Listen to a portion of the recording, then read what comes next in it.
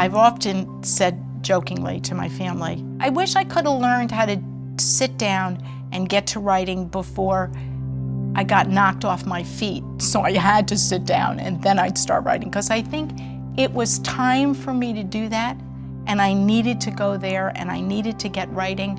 I just kept being busy doing other things. I sat down, and then all of a sudden, the creative writing was my therapy. In your books, you can be anything you need to be. You can run, you can jump, you can fly. And I'm like, yeah, isn't this great? When MS stopped her in her tracks, one of the things that is so beautiful about her is the gracious way she has accepted her limitations. It was really, really important right after 9/11 when my son Adam was on the first ship that went to the war. And he told me, sometimes I get scared. He said, but then I think of you. And I realized that I can do this. You're strong. You always told us that we can do it, and I can do that. I wrote about it in the book. I think that it was important for me, for the boys to realize that I was never going to allow any circumstance to take over and be in charge of the rest of my life. This is my journey. I'm in charge. You know, it's your attitude. It's just 10% circumstance. It's 90% your attitude.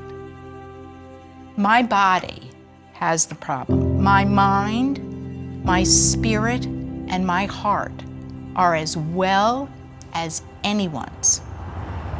Cathy fights to prove to people that you do not have to be a victim, that your attitude is what is going to make or break your life. Stuff's gonna happen. There's gonna be bumps in the roads. There's bumps in everybody's road. I can't tell you how many people have said to me, I would take your limp in a second if I could have your attitude. And it always makes me smile, because I keep thinking, it's there for the taking. Just take it. I wake up every day and decide, make a conscious decision that this is how I'm gonna be. This is the attitude I'm gonna have. Today, Cathy and I are going to go to a speaking engagement she has, which is going to be about motivation and how you go about getting something done when you can't quite do it yourself. So did you put any thoughts into some of the stories you're going to tell, or are you just going to let it flow? I think I'm going to let it flow, but do you remember the lady that came up to me and, oh, I want to talk to you about my husband? Yes. And I said, okay, and what's going on with your husband? And she went, well, I think he should do this, and I think he should do that, and I think he should do the other. And I said to her, who are we talking about? You or your husband? And she said, well, my husband. I said, well, then how come every sentence starts with I? I said, and she went, oh, I get it. This could possibly be the problem. That's right, that could be the problem. My son Adam asked me once, we were sitting in California watching the sunset, and he said to me, Mom, if you could go back and change anything, what would you change? And I thought, wow, what a great question. And then I realized I wouldn't change anything. This is my life.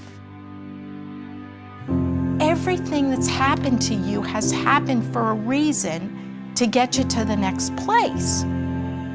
I'm telling you, if God came right down now and said to me, oh, sorry, it wasn't supposed to be you. It was supposed to be the person next to you. There is no way I would ever give it back. Ever, ever, ever, ever, ever. Because this has been the most incredible journey.